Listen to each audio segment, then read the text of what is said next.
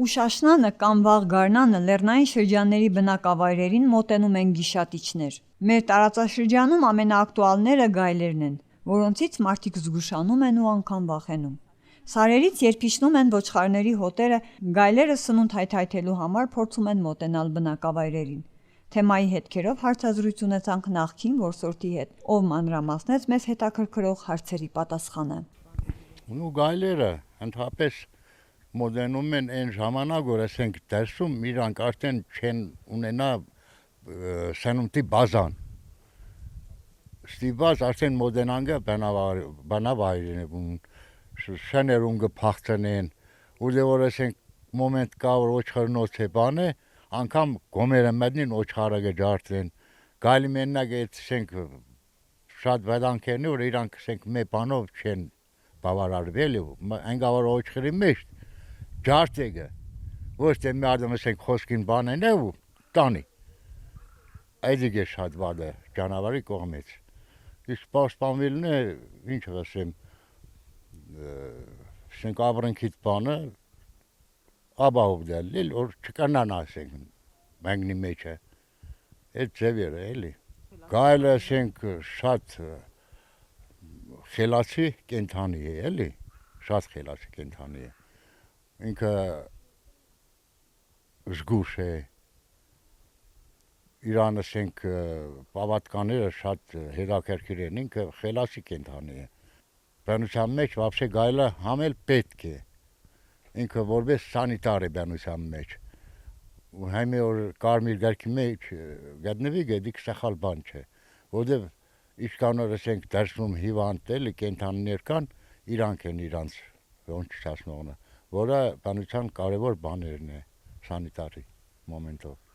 Վերջին տարիներին գայլերի որսը արգելվեց, նախ նրա համար, որ համարվում են բնության սանիտարներ և նվազել է վերջիններիս տեսակները։ Զգուշանալու համար հարկավոր է լավ տեղեկացված լինել գիշատիչների մասին, ինչպիսի հատկանիշներով են նրանք օժտված և ինչպես է պետք պաշտպանվել, խոսում է անասնաբույժը։ Գելը նախ առաջինը գիշադիչ կենդանի է դիք մենք կեդմա մետածենք, բայց գելը գիշադիչ չէ, գելինը սեմնտի պայքար է, ինձ սեմբիջի չէ ինքը, ոշխարը դուդե, գարը դուդե, ձին դուդե, դիք մեզի համար վենաս է, բայց դիք ինքը սեմբիջ է, դիք իրեն բադություն չէ դեպ իրեն համար։ Գելի մասին կարելի է շատ խոսիլ, այնքան բան կարելի է խոսիլ, որ կոնկրետ չեմ կնա կողնորոշել է վեր լավ դերական կողմի նսիմ վերնոր մարդը չունի։ Նախ առաջինը գելը չունի ծերանոց, գելը իրեն ծանողին կաշե մինչև իրեն ծանողին սատկիլ է, ինքը չի ուդե տանի ծանողին կիրագեր է։ Երկրորդը գելը բացի իրեն զույգեն հեչ մեկին հետ չի զույգվի, բայց մարդիկ զույգվին կը 1000 անգամ։ Երրորդը գելը նախանդրեկը սովը քան հոդած բանն ուդել է։ Գելը իրեն ձակերուն գիտես ինչ ձևի կդաստիրագե, այ փեթագը չէ մենք վերցնենք բանակ ընդհանրապես վերուցած է պետքին։ Բանակը վերուցած է պետքին։ Գելը իրեն ձակին այնքան գերագետ կդաստիրագե որ վերնոր իրեն տևել է Աստված վերնոր ինքը բանությունեն իրեն մեջ կա որ ինքը ավել բան չեն էդիկ կենե ավել բան չինե դե իմ համեմատությունս գելի եւ մարդու գելին ձակը ինչ է ելե որսի ուրեմն հեր առաջը կեստա